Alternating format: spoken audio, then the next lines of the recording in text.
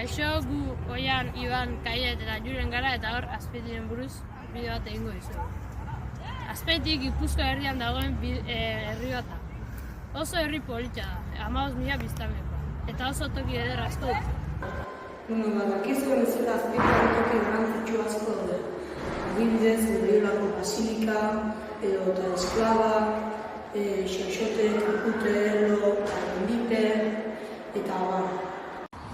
Azpeitiko euskalkia azpeitiarra da. Normalin hitz bukaretan je jartzea. Adibidez, ogile, marrugile, orille, eta euskara batuan bakarri bakizu oso iku da ezer ez ulertzen azpeitiarraz.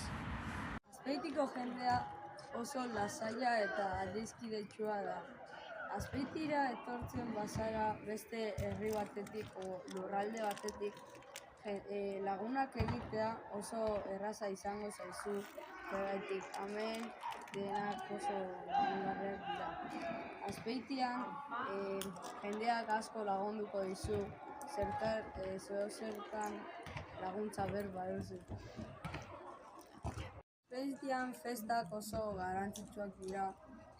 Azpeitian festa asko daude eta oso onak. Adibidez, karnabalak o salinazioak.